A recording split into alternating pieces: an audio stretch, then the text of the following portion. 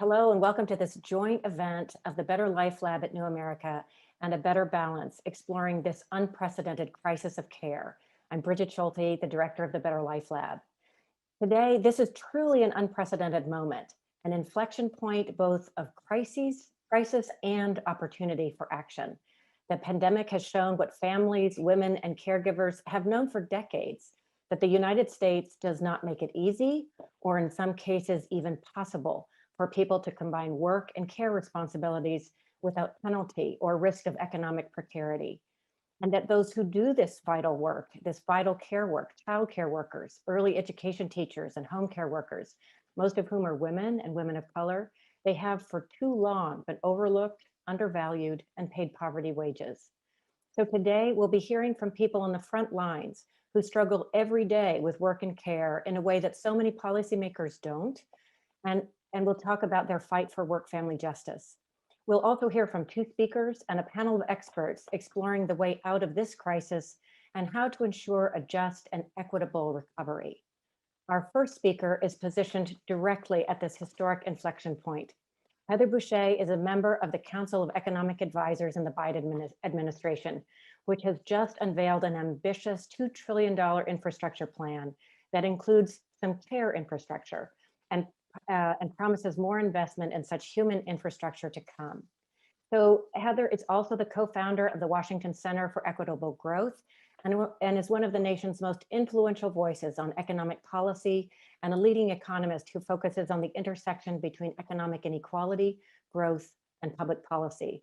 She's the author of a number of books, and we're so grateful to have you here. So let me turn it over to you, Heather. Thank you so much, Bridget. And it's just a real honor to be able to be with you all here today virtually. I wish we could all be in person so that we could connect and talk, but there you go. I'm very, very happy and honored to be here. I found the title of today's event around the crisis of care to be both inspired, but also, really the challenges that we're trying to address. We all know how tough 2020 was. We've all seen the ways that 2020 unmasked the fragilities across our economy, across our society, and in particular, the ways that we have, where the American people can now see in stark relief that if you don't have access to care, people simply can't get to work. So the important foundation of care for our economy has been made really palpable over the past year. I know for many of us, it was palpable all along, but I think it's really resonated in new ways and has made it, I think, easier for us to make the case for how important and foundational this basket of issues are. It's been my honor over the past year to be able to work with candidate Joe Biden and now to be a part of this administration. And I want to spend a couple of moments talking to you about what we have on the table and where we are. So, of course, the American Rescue Plan, the $1.9 trillion package that passed into law a few weeks ago, provided, it honored the president's campaign commitment to start wrapping our hands around this coronavirus crisis, making sure that we were dealing with the first order issue of getting the vaccine out, making sure that people have protective gear and all of those things, while at the same time making sure that people could, families and businesses and state and local governments all across our economy had what they needed to weather the storm. And importantly, that included expanding and extending the emergency paid leave. It included a historic investment to make sure that childcare centers could get back up on their feet. These were seen as fundamental and important pieces of the American Rescue Plan, and those dollars are starting to now go out to people and provide that help and support that families need. Now, as I'm sure many of you heard yesterday, the president announced the American Jobs Package, another $2 trillion package focused on restoring America's infrastructure. And I want to emphasize that the president laid out how care is an important piece of our nation's infrastructure. So like in the American Rescue Plan, these issues are front and center.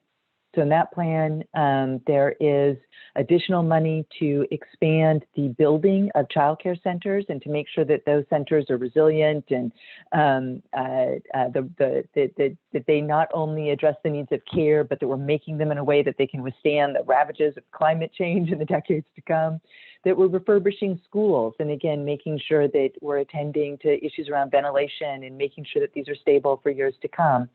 And a historic, really important investment of $400 billion in the home care sector, with a commitment to make sure that these are good jobs for those workers with the right to join a union, and that this agenda addresses the longstanding need that so many families have for home health aides. So I wanted to start by emphasizing how far we've come and what we've done in the two packages that have already been announced. And of course, as the president spoke yesterday, there's a third package yet to come, the American Family Plan. We'll have to leave those details to the future, but as he said, this is really about addressing many of the care needs of our society and our country. You know, as we've put together all these plans, I've been thinking a lot about the kinds of historic investments we've made before in the care sector. I've been struck as I've gone into the Oval Office to meet with the president, you know, when he sits below this huge portrait of Franklin Delano Roosevelt, very large portrait behind his head. And as I've looked at it, I've often thought about how one of the things that happened in the Roosevelt era was the Lanham Act, that expanded the availability of childcare across the country. And there's a recent study by an economist that just was out a couple of years ago that looked at the long-term effects of those investments and was able to document that those children that had access to childcare through that act, through that important investment that helped so many workers at that time, but that had long-term consequences for those folks as they grew up and became adults. Positive consequences for our economy. And I think thinking about how this historic moment, with the incredible support we've given to families and communities all across the country, through the package already passed, through the package that the president announced, and the opportunity to make historic investments in childcare and all of the other things, and then the plan yet to come, this is really our moment to for the care economy to be seen for what it is. It is a foundational piece of our economy. It is the way that the president has teed up this issue. It's not a sideshow. It's not an add-on. It has been core to the three core packages: the rescue plan, the jobs plan, the family plan. And I hope that you all see in these announcements, in these packages, the fruits of so much of the work that I can't see you all, but you know, the 141 participants that I can see, you know, at the bottom of my screen here. I know that so many of you have spent so much of your lives working to make this moment happen, so that we had a president who was opening the door for these historic, important investments in our society and our economy, and making sure that the workers that do this care work are fairly paid. That the women of color that do that work are able to do it at that high quality because those are good jobs and they're providing the quality care, and that people have the time away from work they need when they need to provide care through paid leave and the like.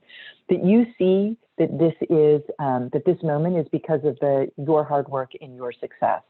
But we are still at the precipice of everything yet to come.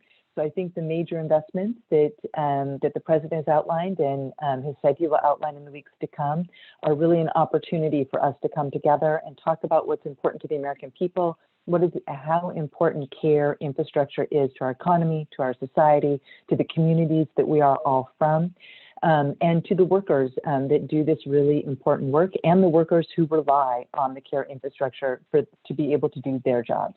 So I look forward to working with you all in the days and weeks and months to come, but this is our moment, and I hope you feel very proud of what how much work you've done to get us here, and are excited about the opportunities in front of us. And with that, I will hand it back over to Bridget. Thank you so much, Heather. And we're so grateful to have you here. I want to remind people, please feel free to put your comments or questions in the chat. We'll get to them in each of the panel discussions as we can. So at this point, let's turn to the first panel discussion. This is really putting frontline workers front and center, looking at workers and worker leadership and the fight for work-family justice. So today I want to talk with, hear the stories of the workers themselves, what they're struggling with, what they're fighting for, in this kind of unprecedented moment. Hear their stories and then ask them, in our conversation, sort of we'll flow to what is it that you need? What do you need to see? And then we'll move into how we go from stories to action. So Dreama, let's start with you. You work in fast food. You are, you are one of the heroes, one of the essential workers that we talk about during the pandemic. What has this experience been like for you? How have you struggled to combine work and care during the pandemic? At first we had no care. The schools were shut down, daycares are shut down. Um, I tried to talk my boss into letting my son stay with me at work in the part of the building that was closed down, and they wouldn't let us do that. And I didn't even know about the Family Care Act or anything. And then when I finally found out about it, they let me take it until he got back to school till the summer break let out. And then when school went back in, I got to take 2 more weeks. And then after that, I had to ask a friend if she would, let him stay with her, because other than that, we had nowhere for him to go. And we couldn't do without the income. We had to have the money. We were using credit cards to try to make ends meet, and it just wasn't working. So how old is your son, Dreama? He's 12 now. He's 12. So, in the state of Georgia, when are you able to let a child by themselves? Because that's one of the problems that so many people faced, is that there are state laws that say you cannot leave a child by themselves until a certain age. They cannot stay home. They cannot stay home alone for longer than 1 hour until they are 14. So that just puts you in such a bind. I should level set here and just say that here we are in a country that is really alone in the world, that does not guarantee workers paid time off really for any reason. We don't have paid vacation days. We don't have paid family medical leave. We don't have paid sick days. And Dreama, as you said, the emergency paid family leave that Congress passed last April, that expired in December, it sounds like that helped you a little bit, but with so much childcare shut down, without investment in childcare, it sounds like that was really a huge problem for you. It was only a total of 12 weeks that I could have off. And it was at 2/3 of my pay, which already that was a big deal. But then not being able to figure out a way to get him to be somewhere where I know he would be safe and taken care of. It was hard. So let me take a moment here, and forgive me for neglecting to introduce the panel. So let me do that now, and then April, we'll move to you. But I want to the panel here. We've got Dreama James. She's a Better Balance community advocate, and she's a fast food worker in Georgia. We have Tasha Morell, a Better Balance community advocate and Teamster organizer, and a former warehouse worker in Tennessee. We also have Virginia James, who is also a Better Balance client and a former retail worker in South Carolina. And we have April Kimbrough, a nursing student and paid leave advocate in Colorado, who is now in Georgia. So April, let me turn it over to you and tell us where you are and why you're in Georgia today. Hi, good morning, everyone. So right now, as we speak, I stepped away. I'm in the restroom at Northside Hospital. My son is about to undergo surgery to have his right kidney removed. Last year, June 16, 2020, my son was diagnosed with a very rare form of kidney cancer that has a 5% survival rate. I was at work in Colorado and my son lived in Georgia. As soon as I found out, I notified my supervisor and I got on the first plane available. While in Georgia, I worked remotely for my company, never missed a shift, was never late. I had to be here to organize my son's chemotherapy and care. My then manager demanded that I return to Colorado to work on site, like the next day. While being diagnosed with cancer, my son was also diagnosed with pneumonia and COVID-19. My job would not allow me to quarantine before returning back to work. So I had to make a very, very hard decision. I wanted to provide care for my son, support, and all of the above, but I also needed the income to be able to do that. I made my way back to Colorado, and within a couple of weeks, I ultimately lost my job. By losing my job, I then lost my apartment. Losing my apartment, I was forced into my car for 1 month. And I'm saying this publicly now when family, they don't even know. So I was between trips back and forth to try to keep my job, to try to support my son. So as of right now, I'm in Georgia, but I still come back to Colorado for nursing school. I have 4 more months and I will graduate at that point. I just don't think that anyone should ever have to make a decision to either provide for their household, or provide for their loved one, especially in a terminal situation. So April, how are you supporting yourself now? I am working as a waitress, so that's very flexible. They do work with the things that I have to deal with my son. However, I lost all of my benefits and insurances and everything like that, which is okay. I will rebuild, but it has been a very, very stressful time period. So April, we're going to come back to you and talk a little bit about kind of where we need to go here. But I first found your story when I was looking at the state of Colorado. As we'd said, the United States does not have a paid family medical leave program. It's voluntarily offered through employers. About 80% of the workforce does not have paid family leave through their employers. Most of those who do tend to be in higher wage positions. So you were advocating for paid family leave in Colorado. Yes. It's one of the handful of states that have sort of taken it into their own hands to have a statewide policy. And can you tell us about the ad that you shot for the campaign that just really really was very powerful? Well, I knew what was going on at my job wasn't normal. I was working for a hospice provider where we provide support and care to families going through my situation, but I wasn't offered that or extended that through my own employer. So it was a very hurtful thing. So as I began to share my story and talk to this person and talk to this person, someone in a position that could help heard my story. So we did a commercial, real true thoughts, real true feelings about what was going on with me in my life. And it helped change and pass that law of the Paid Family Leave Act, which will now give people in the state of Colorado 12 weeks paid time off to spend with a family member, whether it's end of life, like my situation, or if it's a birth or, whatever the severe circumstance may be. I remember when I saw your ad, you said you were talking about your son, to Corey, who's 23, and you said, I was there when he took his first breath. I want to be there when he takes his last. And that just was so very powerful. So it's important to note that Colorado did pass this. It was a ballot initiative, one of the very first paid family leave statewide ballot initiative. After the state legislature failed to act for years and years, the voters overwhelmingly approved it, even in counties that also voted for former President Trump. So there was a lot of support for it. So thank you, April. Grateful that you're joining us from the hospital and from the restroom of the hospital. No problem. Let's move to Tasha. Let's talk about your story now.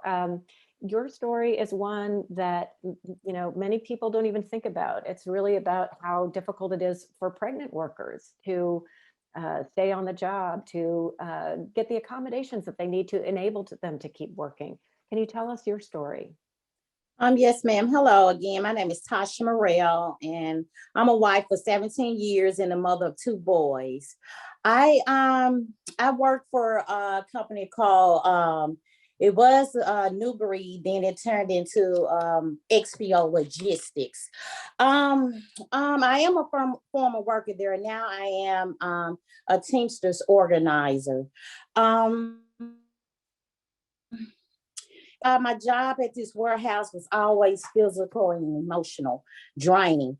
The women of this warehouse had to endure sexual harassment, retaliation, heavy lifting of Verizon phones and accessories. Just horrible working conditions. I have witnessed my coworkers dying on the warehouse floor, and we had to continue to work around her deceased body. I have witnessed numerous of women miscarrying their children, me myself included. I suffered a loss of my child in 2014, in which my child would have been roughly 8 years old now. Wow. So And Tasha, can tell us about that. What happened? Well, I found out I was pregnant, and I mean, me and my husband, we were very excited, me and my family. I, continued to work because we needed the extra income. I continued to work. I did everything I needed to do. I reported to my supervisor that I was pregnant and I could not lift 50 to 75-pound buck boxes. My supervisor informed me that I should have an abortion. I shouldn't have had a child. Yes, ma'am. So I just really ignored her, continued to work. And just one day I wasn't feeling well. I was slumped over my desk. And she asked what was wrong. And I told her, I'm pregnant and I don't feel well. She said, well, you can either clock out, get a point. If early or if you be late, you're on a point system. And so I just, I wasn't feeling well. So I went on home.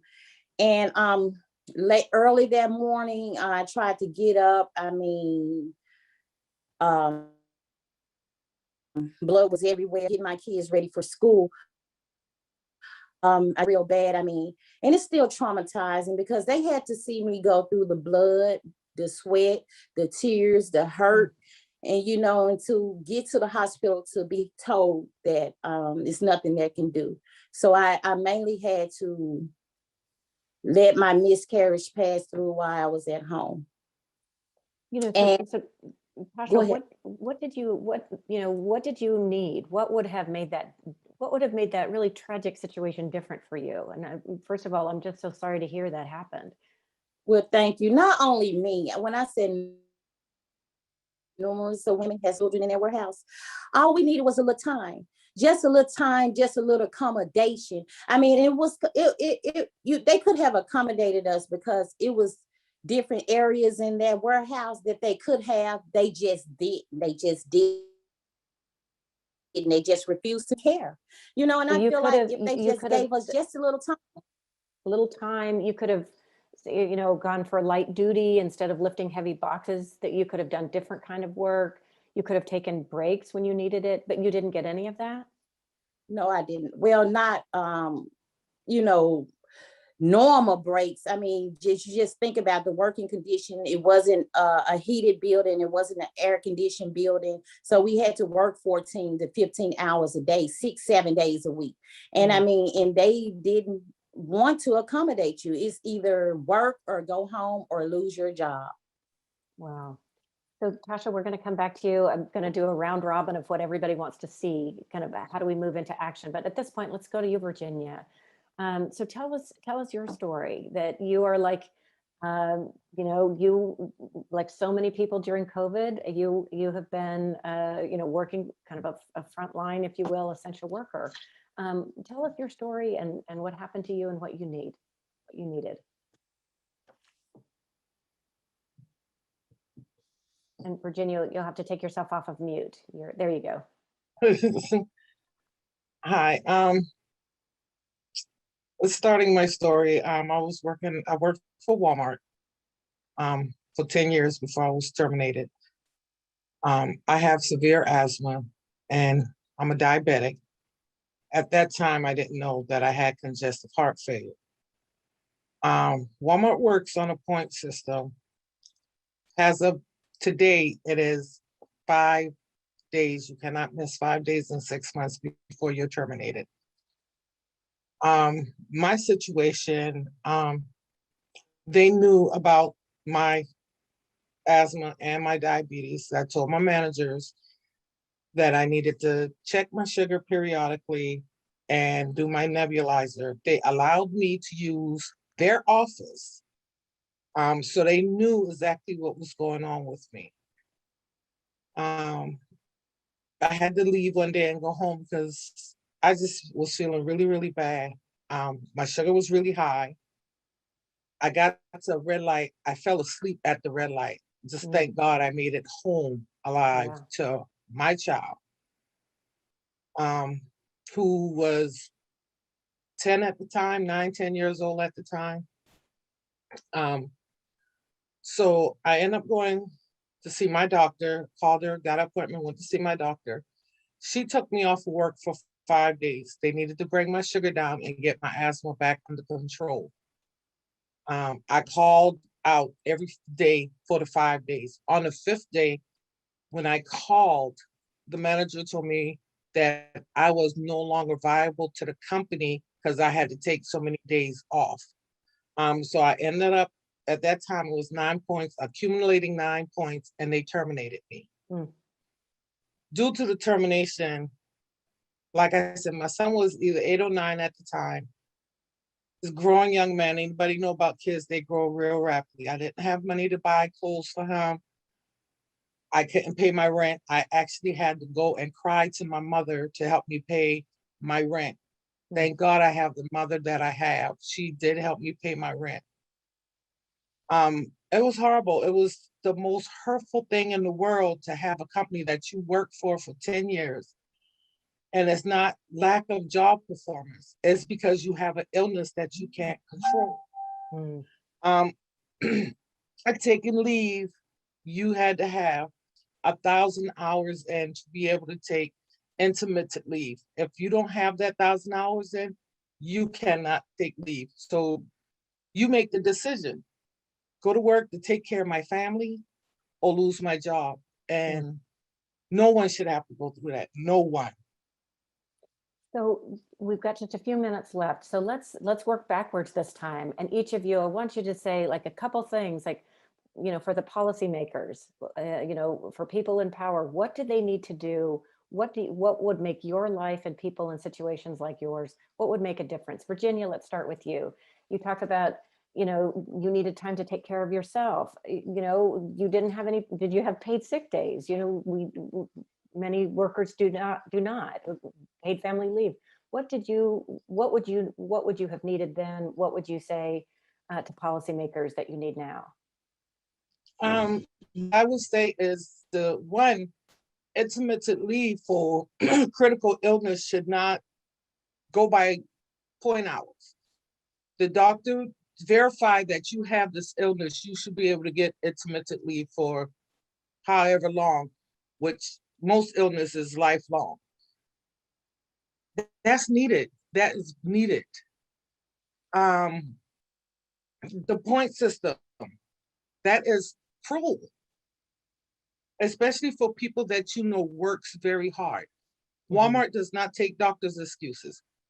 I think all jobs should take doctors' excuses. No one is going to take time out of their busy day to go get a doctor's excuse if they wanted to do something else, because they can't do what they want to do sitting at the emergency room. Right. I just think they need to be more considerate of their workers. They're not understanding that a doctor's excuse sometimes would help a family go a long way. So not only policy, but thinking about culture, that we need to actually trust workers instead of thinking that workers are just going to, slough off at the first sign. It's really not treating workers with respect.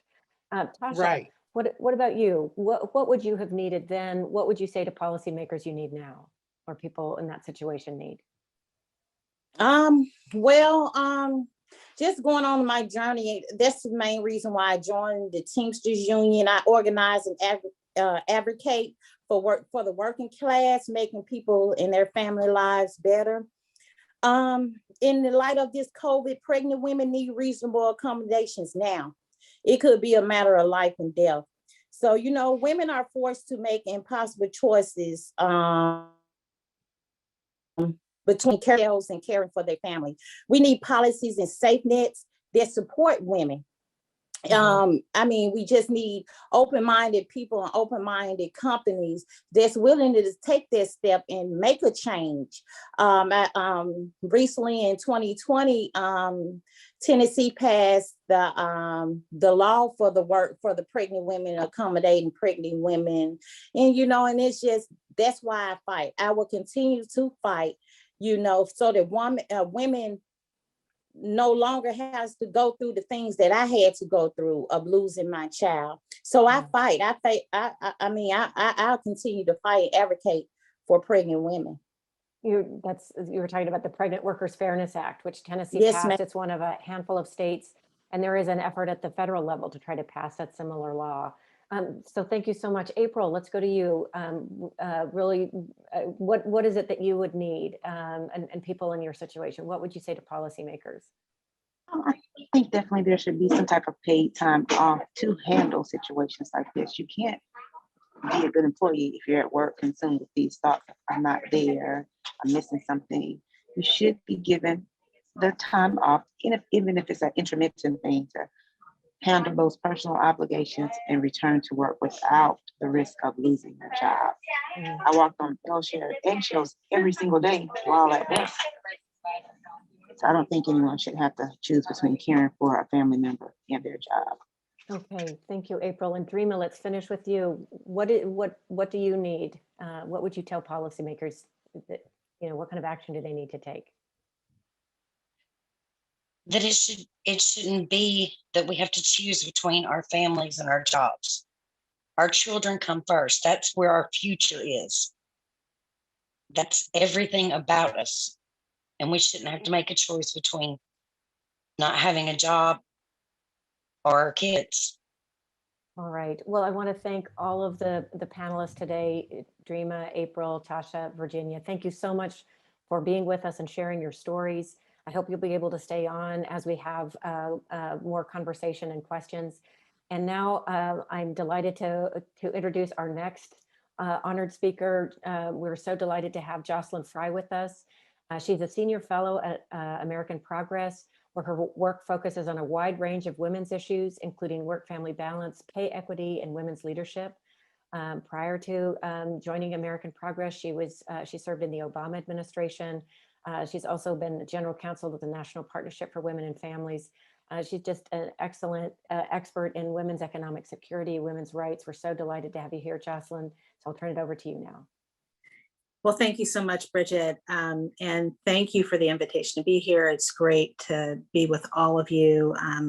I particularly want to thank my friends at A Better Balance and New America for including me in this important discussion. And, in many ways, it is very hard to follow that panel.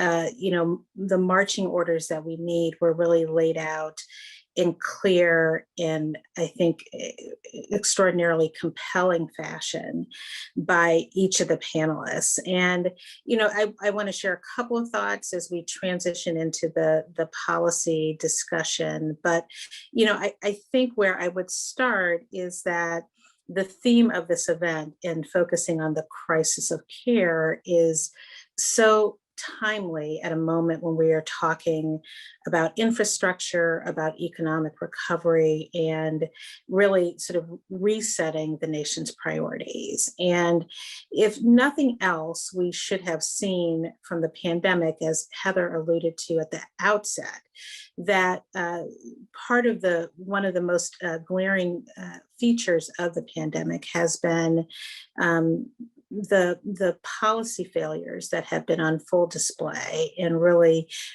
decades of failing to provide the infrastructure and support necessary for women, for families, to address both not simply their work needs, but their caregiving needs. And the pandemic should have shown an incredibly glaring, troubling spotlight on those policy failures. And it's really shame on us if we don't actually do what is necessary to fix those flaws and failures and be responsive to the needs of workers like the women who were on the first panel and workers across the country.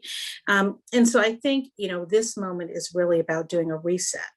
It is about rethinking how we have thought traditionally about some of the issues around infrastructure and some of the core underpinning of sort of how we operate as a society. The pandemic sort of showed us that there are a group of folks called essential workers who we've not been supportive of. It has shown us that we don't have the policies that enable folks to care for their families. And so we are now in a moment of reset where we need to think through, well, what is it that we need? And I think it is, it's not just a nice thing to do to start with stories. I think it's really critical and essential to start with stories because I think that they, in many ways, the women on the first panel really give us our charge. They give us our marching orders, and they help us to hone in on the questions and the issues that we have to address and answer. It's the reality of women's lives, their day-to-day lives, that gives us the authentic narratives that really describe the real world experiences of families. And it's those narratives and those experiences that really have to shape and drive our policy development. And too often, what happens is that we hear stories, we say, isn't that a shame? And then we move off and we start working on policies as if we never heard anything. And I think it is incumbent upon us, it's essential for us to not simply listen and hear those stories, but to use those stories as not simply the motivation, but the framework for policy change. I think the other thing that I think is important to lift up is that particularly when you focus on issues around care, we have operated as a country where we are just all too willing to let women sort of pick up the slack without remuneration or not much remuneration, or simply, any sort of policy support. That has a long history. It is rooted in our history around gender, around race, around ethnicity. It is rooted in our history and how we value women and the work that women do. And it was not lost on me that many of the women who were on the first panel were women of color who were in jobs where they were not respected and given the respect that they deserved, and were treated in some instances almost as if they were not human beings deserving of the same respect and decency that we would expect for anybody. And that is inextricably linked to longstanding issues around race and gender bias and ethnic bias that is a piece of this puzzle when we talk about translating stories into policy. And so I think we have to be cognizant of all of those things as we try to ensure that we're actually being true to the women who shared their stories, and sometimes uncomfortable stories. We have to be cognizant of what's really driving the policy discussion. So, there's lots of data that I could draw out about what's happened during the pandemic that further illustrates those stories. What I will just say, generally speaking, is that what we know from the pandemic in particular is that women have been disproportionately hard hit. They've experienced enormous job loss. The bulk of the caregiving has rested on women's shoulders, and that on the other piece of it, and on the other side, in addition to the job loss, there are the women who have remained working, who are essential workers. 1 in 3 women are estimated to have been essential workers, but yet they didn't have and continue to not have the core policy supports that they need around taking time off. And the other piece of the equation that many of us know is that even when they passed a bill that purported to provide people paid leave, there's a significant number of folks, including essential workers, who were carved out of those protections.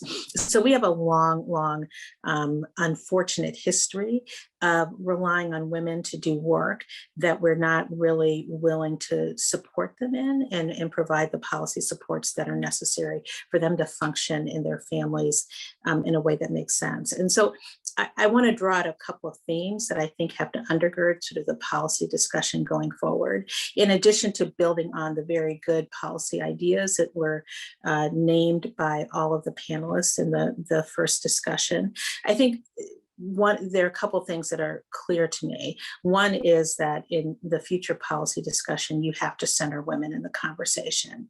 You have to look at the folks who are driving our economy, who have been disproportionately affected by the pandemic, and make sure that we're actually looking critically at their experiences if we're going to come up with policies that make sense. I think second, we have to understand and be clear that the policies going forward have to not simply appreciate, but respond to the fact that care is integral to how we operate as in our economy, how our workplaces operate. It is not a peripheral issue. It is not a nice thing to do, but it's actually essential to workers being able to function in workplaces, care for their families, and be as productive as possible. The third thing that I think is important is that we have to prioritize principles of equity as we're thinking about how workplaces function. I alluded to the fact that we're talking about often many women, disproportionately women of color. We cannot ignore the continued prevalence of race, ethnic bias, gender bias, and how those pieces connect together in how workplaces and policymakers respond to these issues. We simply are used to letting women of color just do stuff without really giving them the support that they need. And so if we're really going to have a policy discussion that's responsive to the needs of women on the ground, we have to center equity in the conversation. The last thing I'd want to say is that we also have to focus on just how you value women's work better. Women disproportionately are low-wage workers. Many of the jobs that we're talking about are minimum wage jobs or just above. And so folks are making ends meet. And so when they lose a job, they are in a precarious financial situation for themselves and their families. That's really just unacceptable. We should be able to do better. We should be able to invest in jobs in a different way, raising the minimum wage, getting rid of the tip minimum wage, many of the measures that folks know. And so that also has to be a priority. And so I just wanted to lay out at least some of those things that I think come out of the stories that we've heard. But mostly I just want to reinforce that, our policy discussion has to be fueled by, driven by, undergirded by the concrete experiences, real world experiences of women's lives. And with that, I'll hand it back to Bridget or Sherry for the rest of the discussion. And thanks again for including me. Thank you so much, Jocelyn.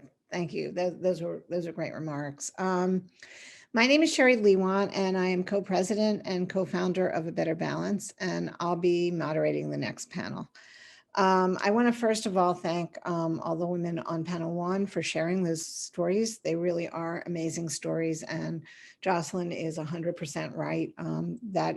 Those are the real lived experiences that need to be shaping the policies that we're talking about.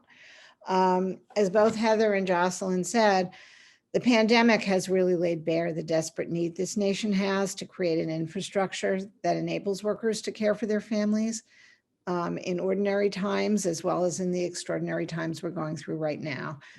And this panel will explore what we need to do to create workplace policies that do support today's workforce, so that the need to care for loved ones doesn't create an insurmountable barrier to economic security, as you heard from the women in the first panel.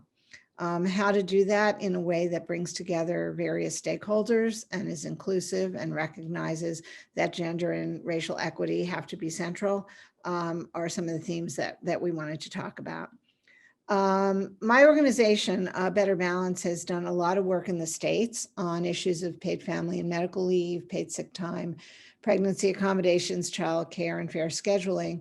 And to date, laws we've drafted have been passed in states around the country, and they really are helping people. Paid sick days laws are now in 16 states and 23 localities. Paid family and medical leave laws we've passed in 9 states, including the Colorado ballot initiative that April helped pass and that we drafted, and pregnancy accommodation laws in 30 states. But we know that what we really need are federal laws that cover all American workers. The American Rescue Plan, which was the COVID stimulus package, contained more money for childcare, and President Biden has proposed money to expand home health care just did that yesterday. And that's all to the good, all the things that Heather was talking about. But also pending in Congress now are several bills that would provide critical support for workers. The Family Act providing paid family and medical leave, the Healthy Families Act providing paid sick time for workers, and the Pregnant Workers Fairness Act providing reasonable accommodations to all pregnant workers. But to date, none of those laws have been passed at the federal level. And so we have our work cut out for us. I did want to mention that for the first time in the pandemic, we did have a limited national law that gave paid sick leave and childcare leave to many workers affected by COVID-19. And I was happy to hear at least gave a little help to one of the panelists at least. And although the rights created by that law sunset at the end of 2020 and were not renewed, it did create a window to see what a national law could look like. The failure to renew those rights was a tremendous disappointment as the pandemic continues, but it was also a reminder that if we're going to enact federal rights that support those who are sick or pregnant or care for loved ones, that fight was going to be a very tough one. We need for policymakers and legislators to understand that if we're talking about the importance of rebuilding our economy, the needs of workers who care for their families has to be at the head, not at the back of the line. As Jocelyn said, there are overwhelming gender and racial justice implications in failing to enact these policies that support workers caring for their families. And those equity considerations also have to be front and center. So to delve into those questions of where the gaps in our federal laws are and what we need to do to create new policies to fill them, we have just an amazing panel. And I because of the time limit, I have to introduce them very briefly. They deserve much more of an introduction. So please go to the New American website to see all the things that they have accomplished to date. But in any event, we have Clarissa Martinez de Castro, who is Deputy Vice President at Unitas US and is a real leader in the Latino community. Marcia San-Hilaire Finn, who is the managing owner of Bright Start Bilingual Center in Washington, D.C., and brings the perspective of a small business owner who is also an advocate for children, parents, and staff. Mark Friedman, who is the Vice President for Employment Policy for the United States Chamber of Commerce and has worked extensively on many of the issues that we're talking about today. Vicki Shabo, who is a fellow at the New America Foundation, working on paid family and medical leave issues. She is an expert and has been a leader in the fight for federal family and medical leave policy for at least a decade. And Dina Baxt, who is my co-founder and co-president of A Better Balance, an organization that we founded 15 years ago to fight for policies that support workers so that they don't need to choose between care for their families and their economic security. So I'm going to start out, we're going to start out by talking about the needs that should be centered in inclusive policymaking in the caregiving space. And I'm going to ask Dina to talk about the particular needs of low-wage mothers and family caregivers. Thanks, Sherry. So first, let me just say that, at A Better Balance, we are inspired and driven by women like Dreama, April, and Tasha, and Virginia every day, and so proud to be fighting alongside them for policy change. The labor of caregivers, as we heard from our distinguished speakers and amazing panelists, especially low-income mothers of color, has long been undervalued in US law and policy. And this was a problem long before the pandemic. We actually founded, as you pointed out, Sherry, A Better Balance 15 years ago to tackle this care crisis. But the pandemic has laid bare the urgent need for solutions. It's evident that a lack of childcare, paid family medical leave makes work in caregiving not just difficult, but truly impossible, as many women in our most essential workers can't work from home and desperately need solutions like paid leave and affordable childcare to hang on to their jobs and ensure their kids are safe and well cared for. And nobody in America should be in a position to have to be by a seriously ill child's side and worry about earning a paycheck. I just want to say, we talk about the motherhood penalty, but really women start getting penalized when they become pregnant. We call it a pregnancy penalty. And Tasha's painful experience highlights the unbelievable fact that pregnant workers in America, especially women of color in low wage jobs, are routinely denied modest workplace accommodations because in 2021, federal law still treats them like second-class citizens. And this bias continues post-childbirth, with new mothers routinely deprived of time and space to pump breast milk, and millions of others forced to return to work weeks after childbirth because they have no paid leave. That's why we need the Pregnant Worker Fairness Act, the Pump for Nursing Mothers Act, and a permanent paid family medical leave policy once and for all. I think we also heard how rigid and inflexible work rules routinely punish pregnant workers and mothers and all caregivers, leading to lasting economic disadvantage.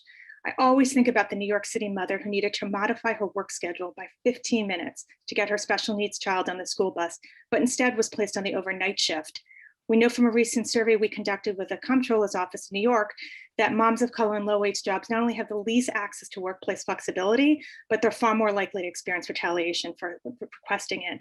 And finally, I just want to say, Virginia's story highlights the brutal impact of punitive attendance policies, which many professional workers have no idea actually exist, but are a huge issue for women in certain industries, particularly women in low-wage jobs. And they are incentivizing them to show up for work sick or risk losing their job or caring for a seriously ill loved one. We did a report, Misled and Misinformed, which really highlights the brutal impact of these policies. And we're so proud to be representing Virginia in her effort to challenge Walmart's attendance policy with respect to works with disabilities, and thrilled the EEOC has found probable cause in that case, because really we need enforcement, and no worker in America should be punished for lawful absences under the law. That's great. Thank you so much, Gina. Clarissa, I was hoping you could speak to some of the particular needs and challenges that are facing the Latinx and immigrant communities with respect to workplace issues and economic justice. Thanks, Sherry, and thank you, everybody. On behalf of Unidos US, the nation's largest Latino civil rights and advocacy organization, I'm really grateful to be part of this conversation that as we try to center really workers in their experiences into what should shape the policies we advance, to have the opportunity to share how Latinos and immigrants among Latinos are experiencing the current challenges of the moment, which are based on longstanding conditions, as many of you have mentioned. And first and foremost, welcome to Infrastructure Week. As the administration forges ahead with an ambitious plan to make sure that the country's infrastructure is modernized, we must continue to center the human element that is part and parcel of modernizing that infrastructure, so that bridges and roads matter, broadband matters, the food chain matters, but some of the men and women who actually have to perform the jobs to get those things done. And clearly, as many of you have shared, I think that what we have seen in the last year is not necessarily the beginning of, but shining a brighter light on some of the cracks in our society's foundation, which basically mean battling a health pandemic exacerbated by the underlying conditions of racism and discrimination and the inequality that they create. For Latinos specifically, the last 4 years have been an incredibly challenging time. And due to those cracks in the foundation, I think we've seen the disproportionate impact that the pandemic has had. And it's not because Blacks, Latinos, American Indians are more sickly. It's that when you have systems that prevent people's access to healthcare for decades, chances are you may have some underlying health conditions. It's that when you have jobs that you cannot do remotely and that don't offer the necessary or basic protections that you need to stay safe, that you may have a higher exposure to getting infected. It's that when you live in an intergenerational household or in a larger household, in order to be able to afford a roof over your head, you may not be able to distance in the home. And finally, and not only, but it is also that when you're part of a family with mixed immigration status, where the economic supports that were needed to make ends meet, even when they were made available, were denied to you and your family, that chances are you're going to experience disproportionate impact. And so what we have seen that expressed both in terms of health outcomes as well as economic outcomes. And we particularly, since we're talking about women who are at the center of caregiving, not only for their families, but in our Latino community and for the families of many others. What we have seen is that they were already facing a gender wage gap even before the pandemic. And now that is being exacerbated as the burden of care, which they were already carrying, is increasing, while at the same time impacting their ability to stay in the workforce and provide for their families, because they themselves don't have access to caregiving supports. I did want to emphasize, because it is also important to note when we work together and make progress, because that feeds our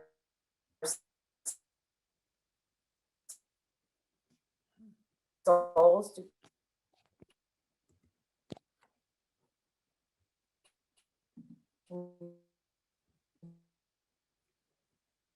continue ahead. Two things in particular, that more than 5 million people in mixed immigration status families will now be able to access stimulus payments. And of critical importance also that the expansion of the earned income tax credit will benefit 4 million childless Latinos, and the increased child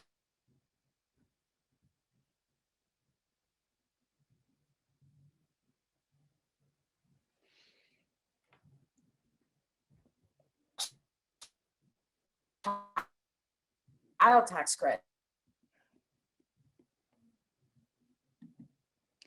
Want to give credit to the work of so many to make these things possible. Clarissa, thank you. I think there's some technical problems, so we'll move on to Marcia, but that was wonderful. That was great perspective, and a lot that we really do need to take into account when we're thinking about these policies that we're developing. Marcia, could you talk a little bit to the childcare perspective in terms of the needs that we have going forward in rebuilding the care economy?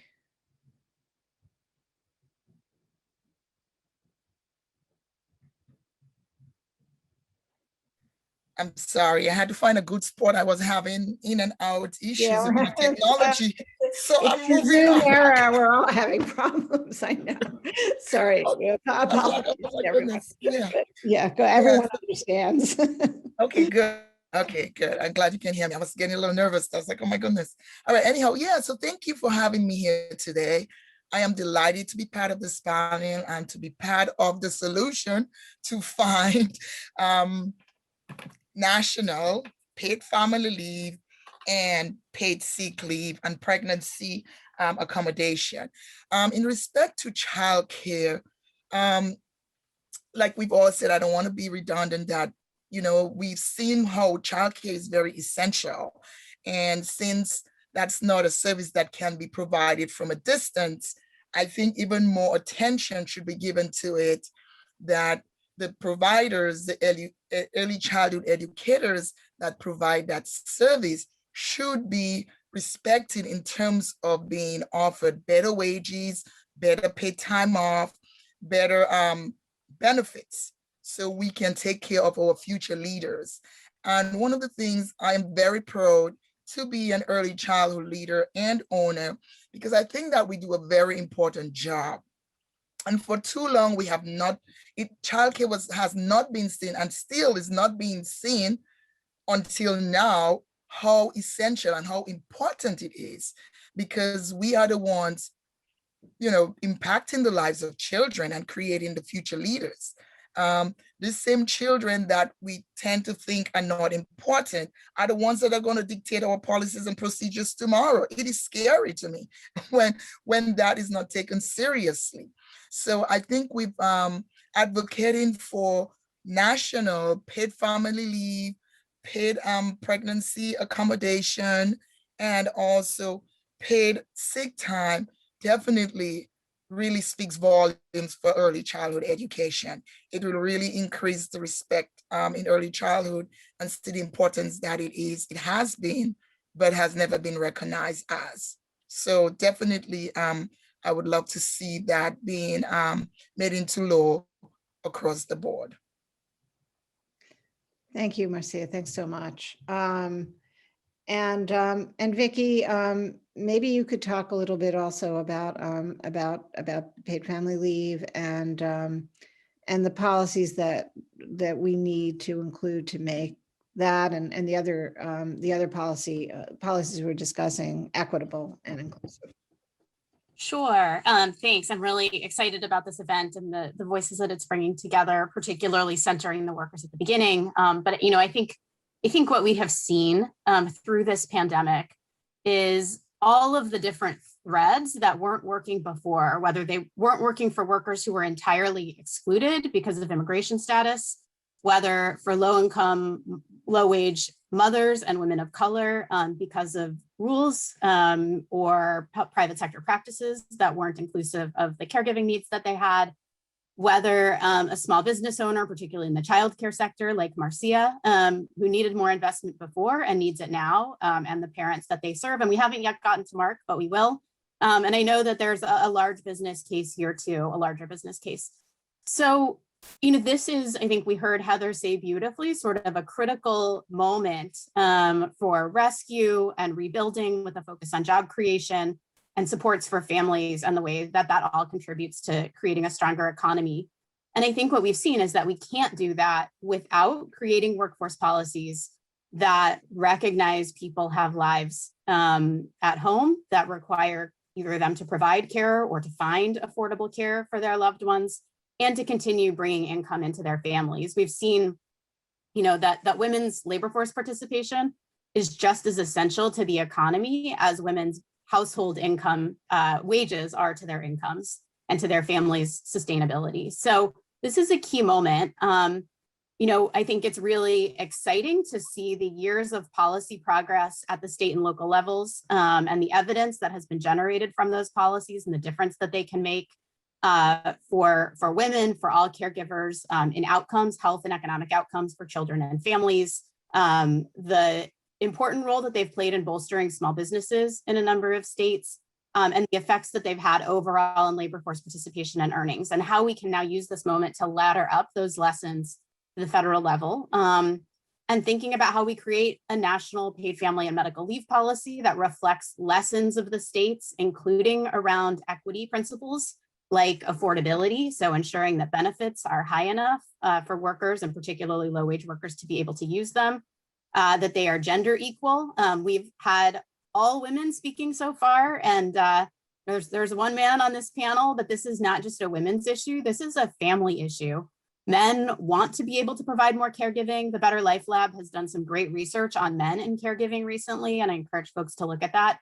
But if men are more participatory in their households in providing care, women will be more able to participate in the workforce. There will be reduced explicit and implicit bias, and we can get to that place of gender parity that actually will contribute trillions of dollars to GDP. So we need to be equitable in wage replacement. We need to be equitable in the provision of leave. We need to create a culture that makes it okay for people to take the leave that they need so that they're not facing the kinds of absence control points that we heard about earlier, or the threats about losing your job that we heard about earlier. And we need to ensure that people can get back to those jobs when they have ceased whatever their urgent caregiving or family or medical need is. And so, I think we're at the precipice of being able to do this. I hope that there's now more alignment between kind of the work that advocates have been doing for a long time and the economic imperative and workforce imperative to get women back into the workforce, to support caregivers, to dealing with the aging population. I saw that we had a question in the chat about what to do about the mismatch between the aging population, which is growing in size, and the number of family caregivers available to provide care, and what that means for both creating better care jobs for paid caregivers, but also more leave for unpaid caregivers. So I am really excited and optimistic about this moment. It feels ripe for change, and I hope that we can get there. Thanks, Vicki. So, I mean, I think, what's important is getting all of this done, actually passing legislation and policies that'll really help and support caregivers. We need broad as well as deep support. And among some of the reasons that legislators give us for opposing paid leave, for example, is the repeated idea that business is against it. But we have seen business involvement in getting some good policies. And so I wanted Dina and Mark to talk a little about business support for the Pregnant Workers Fairness Act, just as an example of how businesses worked with advocates and tried, in moving a policy forward. So Mark, if you want to start out by just talking about the chamber's position and. Well, thank you. Thank you for including me. Dina and I were joking earlier that turnabout seems to be fair play. We had her visit one of our committee meetings and talk about her efforts moving paid leave bills in the states. And so now she's invited me to be part of your session. And I just want to make the point that this is what's required. This type of cross-pollination opportunities to be in front of each other and have respectful discussions is how we'll move forward on an issue as complicated and necessary as a paid family leave program. On the Pregnant Workers Fairness Act, I mean, Tasha earlier, I think, really demonstrated why that bill is necessary. And frankly, I think she is exactly the kind of case that we would envision being helped by the Pregnant Workers Fairness Act. We came together with many people on this session, Dina in particular, because we thought there was a good endpoint. There was a good goal here to pursue.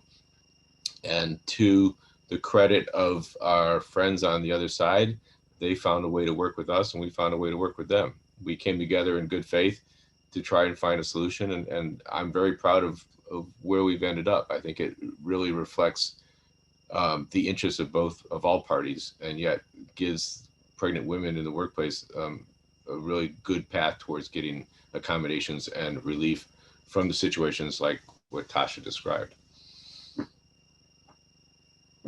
And let me just note that, okay, fine. We're the Chamber of Commerce.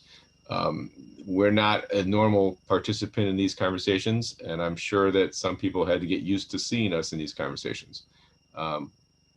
Probably a little skepticism, but I hope we've demonstrated that we're sincere in our interest in supporting these causes. And I would just say that as we come into the discussion on paid leave, we are just as sincere about trying to find a solution in that regard. Thanks, Mark.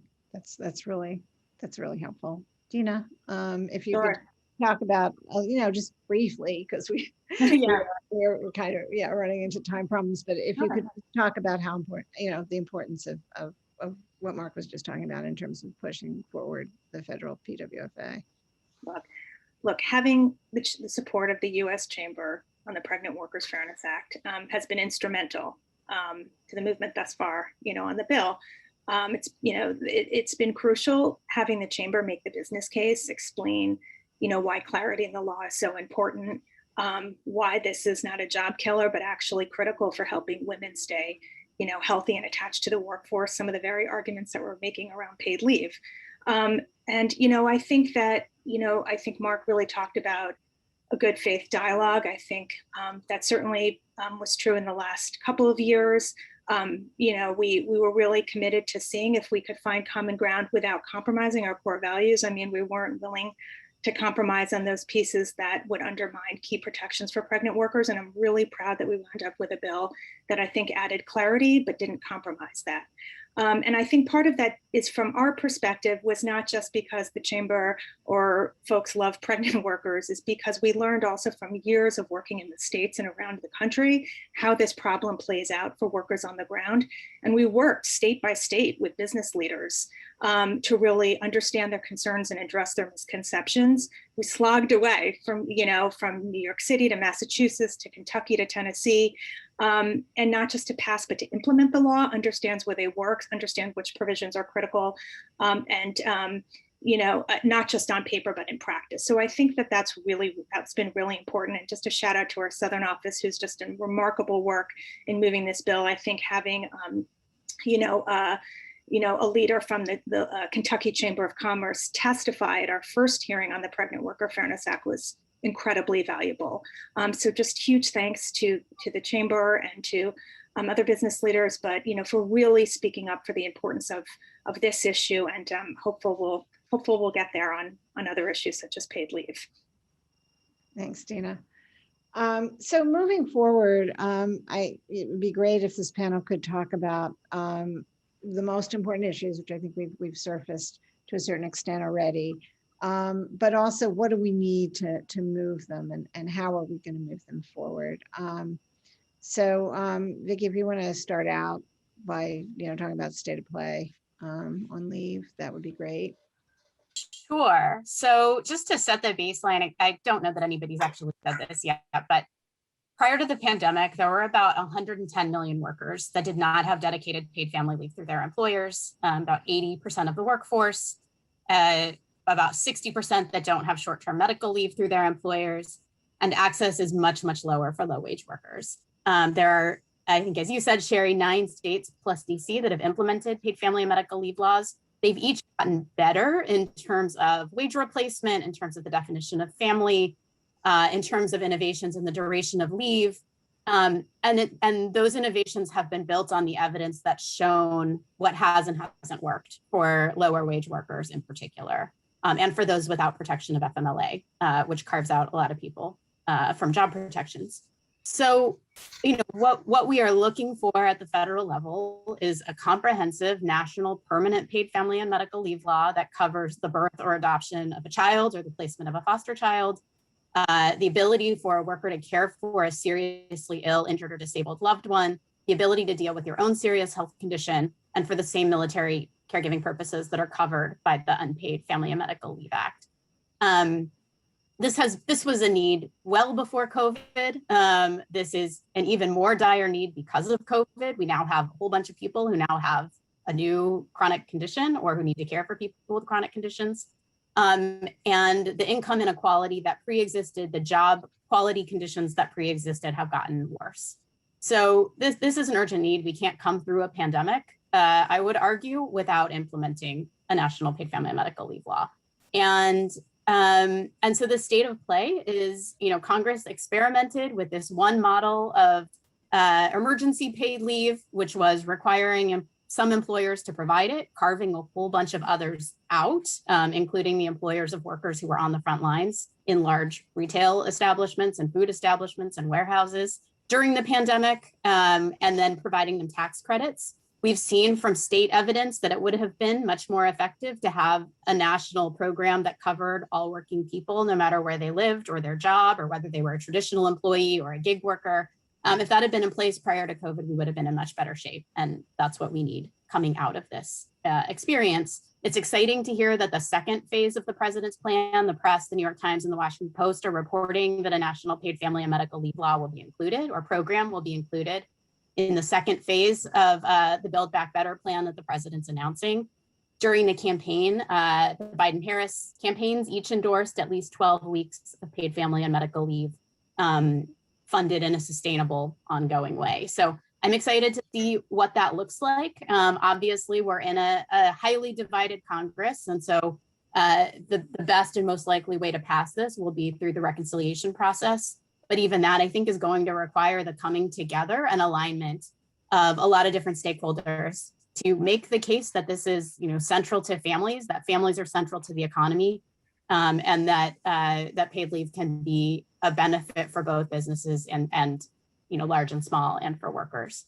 So that's kind of where we are. I think there's core principles that can't be compromised on because otherwise we won't achieve the equity, racial and gender and economic equity imperatives that paid leave can provide. But I think this is the time. And if we don't do it now, then I don't know when we will. Well, following up on that, Mark, maybe you could talk a little in terms of stakeholders, talk a little bit about the Chamber's evolution on this issue and how you see national paid leave as a workforce issue playing out. Sure. Well, as Dina and Vicky have heard me say ad nauseum, the Chamber has gone from essentially in the just say no mode to can we find a way to say yes? And that's a pretty significant shift. We are being driven, as I think just about every association is, by our members. And in particular, our larger members who are finding the patchwork effect of the various state laws and in some cases local laws to be really an administrative burden. I mean, it's eating up resources that they would rather be putting into their paid leave programs. And the desire is to get something, a system where they can have what we call a national platform, where they can have one program across the country that they can work in, and it would solve a lot of problems for them. That's really, I think, the first thing that we're looking to get in a package. There are other things we'd want to push for, but that's really the thing that we would need to see first to be able to get on board. You know, just to respond to Vicky's suggestion or projection that the way to do this would be through the budget reconciliation process. I really hope that we can find a way to do this in another way. I mean, it just is so big and will be so much better if there's a way to come together and have a package that all parties and particularly the employer side can support. I'm not going to guarantee Republican support on this. It's going to be a heavy lift, but it's such a better way to do this that it's worth the effort to try and figure out a way to do that. Okay, it's really great to hear your perspective on that. Obviously, there are a lot of roadblocks here, and we have to figure out ways to get around whatever comes up. The ultimate goal is to get a program and to get a program that is equitable. And so I'd love to hear from Clarissa just about, you know, so what you would see as some of the more important elements of a paid leave program. If we were to be able to put one together, that would be our ideal.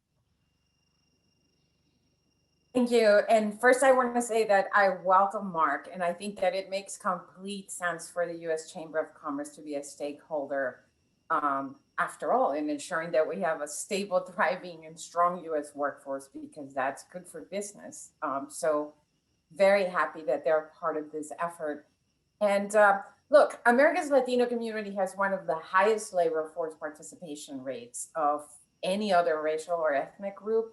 And as a community, we're still struggling to make ends meet. That really goes to show that when we talk about jobs, yes, we need to make sure that we're investing in jobs and making jobs available, but that we also need to make sure that there are jobs that allow people to support their families in a healthy way.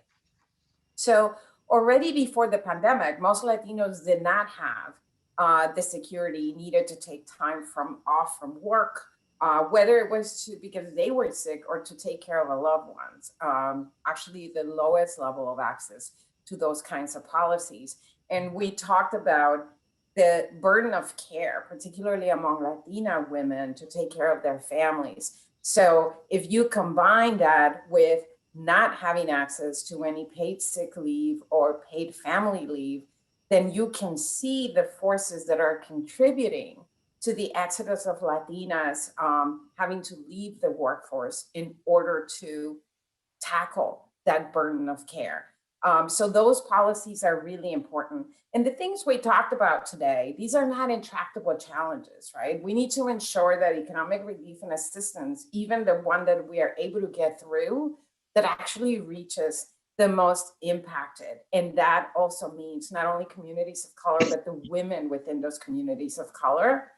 And this may sound a little bit off, but frankly, even immigration policy matters, because what we are seeing is that millions of American families are prevented from access to all sorts of support programs because of the legal status of their members, even if they're currently working and supporting the relief and recovery of the country. So looking at those things at the base, but also the access and affordability of healthcare and the increase and expansion of anti-hunger and support programs, which many women have been relying on as they continue to provide for their families. Thanks so much, Corsa. That's really helpful. Marcia, maybe you could also chime in on the perspective, both as a small business owner and also, well, yeah, as an employer and somebody who sees every day, you know, the parents who are struggling with issues around paid leave. If you could talk a little about that. And Mark is talking a lot about, about the business case and what business needs. But, you as a small business owner could probably speak also to the needs that you have as an employer. Sure. Thank you for that. Yeah, and as an early childhood small business, like I said earlier, we have most of our employees are usually, it's low paid job, and we demand a lot. And I think having, and we had a case in point, I'll give a little story of one of my employees that she had cancer. And as a small business, one of the things we do offer in our capacity, paid time off, but it's not enough for her to attend to her radiation needs. So that being a national, becoming national, would have afforded her to choose focusing on getting better rather than having to come to work between therapy. And I had to get at a point, it's like, you can't be at work because you're not well. But she's like, I won't be able to, I'll be homeless. So it was a really, really difficult choice she had. I had to say, you stay home, take care of yourself. We'll give you advance pay. You just come back and work for us when you feel better. And it is a financial burden, but at that point I had to humanize the situation, because as a mother and also a leader championing my team to give their very best, I had to find it in myself to give them the best. You had to show your best. And the best I could show was to give her the time to take care of her health, and then not trying to choose between homelessness and a job. So as a small business, if that's on a national level, we won't have to bear that brunt and that burden. And it wasn't one case, that happened to 2 cases. And I was like, oh my goodness, if this continues, but through the greatness of God, and the parents are very supportive, they too are strained by the high cost of childcare, that we're able to continue to provide a high quality care. And talking about childcare on a national level, not just childcare, but high quality childcare. We want to put our children in an environment where they can be exposed to just about everything that goes on in where they're not in a great community. So we shouldn't have to choose, I put my child in this daycare because it's close to home and I need to go to work. So while we fight for childcare, we have to fight for high quality childcare. So it doesn't matter where you live, where your zip code is, you can put your child in a childcare setting and know that your child is going to be cared for and be exposed to healthy things, healthy meals, healthy engagement, healthy activities. And I think the Commerce Department definitely can help women, empower women to feel that, yes, you can go back to it because your child, no matter where you live, can still get that quality of care while you work, peace of mind at work, while your child is having so much fun. And that's what, as a small business owner and as an early childhood educator and leader, I would really like to see that childcare treating whether it's men, it's dominantly women, but we see men coming into the field because children need to see that fathers can be caregivers too. And if we elevate the pay that they get, we can have more male coming into the industry because they want to do it, but because of the pay, they can't. So I think, elevating the way we treat in terms of benefits, paid time off, good pay, a living wage pay at least, then we can attract both men and women to provide that quality childcare that we so all need to help America get back to work again. Thank you. Thank you. That's great. I mean, this is an incredibly rich discussion. I'm just going to go to Dina now. We've been talking about a lot of different things, but I think there are probably some other issues that we haven't touched on quite as much that you might want to, Dina, quickly, and then we'll go around very quickly for some final comments, quick final comments. But Dina, take it away. Oh, you're mute. Mute. Okay, super quick. I mean, obviously the need for quality, affordable, childcare, support caregivers, paid family medical leave, it's unquestionably important. We also need to pass the Pregnant Worker Fairness Act once, as soon as possible, because this problem is only getting worse. And we also, need to, as you heard from, Tasha and from others and from Virginia, passing laws is step one. We also really need to show robust enforcement of our laws and that workers really know their rights. And these abusive attendance policies, and think about the incentives that are encouraging workers to actually, face these impossible choices between their job and their paycheck beyond, passing new laws. So I would just say that, enforcement, ending these abusive attendance policies that violate the law, and really thinking about how we can expand access to flexibility and fair scheduling are also really important policy supports we need to think about as we build back better. Right. It's not just about an infrastructure. It's about supportive work family policies that were problems long before the pandemic and are continue to be a problem today for workers. And if we could just go around really quickly with final remarks from everyone. Vicki? Sure. I mean, I think I'll just underscore again, we're at a key moment where policy, culture change, private sector practice, and sort of public policy imperatives are all coming together. And I think it's incumbent upon all of us and the groups that we work with and the people that we serve to try to get something done. And to make sure that we're incorporating the innovations of the states. We're not precluding states from doing things, but we are creating some national standards that ensure people have access to the rights and protections that they need no matter where they are in an effort to support families and grow the economy. Thanks. Clarissa, last thoughts? I would just say, stay in touch with your elected officials. Your members of Congress right now will have these things come before them. As folks have said, at the state level, at the local level, there are discussions about this. Stay in touch. Let them know what is needed as experienced by the folks whose policies this will impact. Because if we increase the demand for good behavior, that's what we can hope can produce better behavior than what we've seen and the solutions delivered that we've been fighting for way too long. Yeah, great point. Marcia, any last thoughts? Yes, I would like to say, thank you for that, Ms. DeCaster.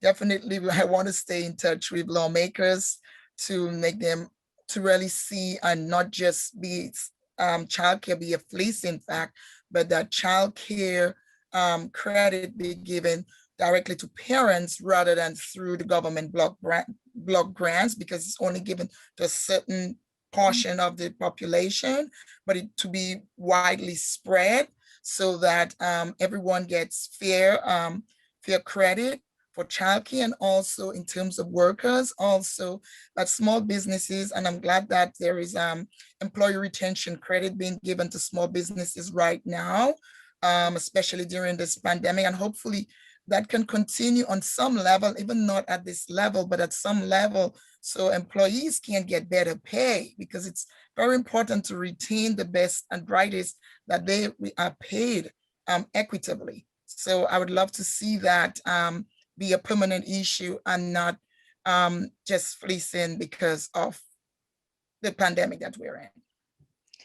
And Mark, you have last word here. Thank you. Let me take advantage of the question that was posted to the chat, asking me to speak a bit more about how businesses view things like PWFA and what are the impediments and challenges that they see. And I think this sort of speaks to the broader discussion we're having. Sometimes employers just don't know that they need to do something. Now, that sounds a little self-serving, but sometimes they need to be educated.